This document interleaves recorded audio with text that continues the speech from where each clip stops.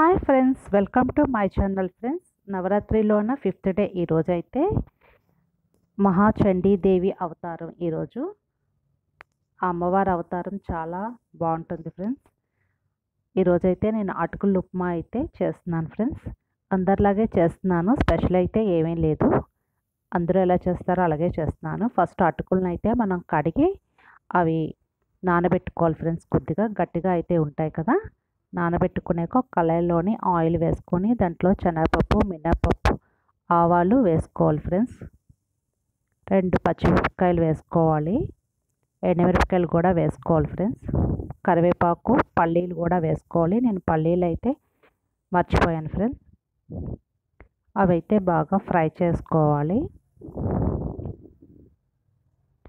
అవి ఫ్రై చేసుకున్నాక దాంట్లో ఒక టేబుల్ స్పూను పసుపు వేసుకోవాలి, సాల్ట్ కూడా వేసుకోవాలి. వేసుకొని బాగా మిక్స్ చేసుకోవాలి ఫ్రెండ్స్.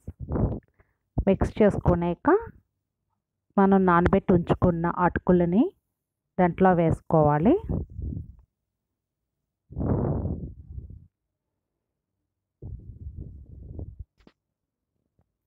అటుకుల్ని వేసుకొని మనం బాగా దాన్ని మిక్స్ చేసుకోవాలి. ఫ్రై చేసుకున్నాక దాంట్లో 2 టేబుల్ స్పూను లెమన్ జ్యూస్ అయితే వేసుకుంటే మనకి టేస్ట్కి బాగుంటుంది, మళ్ళీ కలర్ కూడా బాగా వస్తుంది. నేనైతే నైవేద్యం అయితే అమ్మవారికి అయితే పెట్టేశాను ఫ్రెండ్స్. పూజ అయితే స్టార్ట్ చేసేసుకున్నాను. లక్ష్మీ అష్టోత్తరం చదువుకొని కుంకుమ అభిషేకం చేసేసాను ఫ్రెండ్స్. దుర్గా అష్టోత్తరం కూడా చదువుకొని కుంకుమ అభిషేకం అయితే చేసేసుకున్నాను ఫ్రెండ్స్. తులసి కోట దగ్గర కూడా పూజ చేసుకొని నైవేద్యం పెట్టేస్తాను.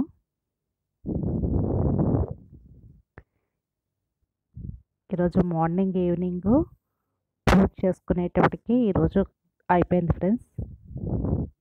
ఈరోజు టెంపుల్కి అయితే వెళ్దాం అనుకున్నాను, కానీ నాకైతే ఈరోజు అయితే టెంపుల్కి వెళ్ళటానికి అవ్వలేదు. మార్నింగ్ వేరే వర్క్ ఉండడంతో టెంపుల్కి అయితే వెళ్ళలేదు ఫ్రెండ్స్. మార్నింగ్ కూడా నేను స్పీడ్గా పూజ అయితే కంప్లీట్ చేసేసుకున్నాను ఫ్రెండ్స్.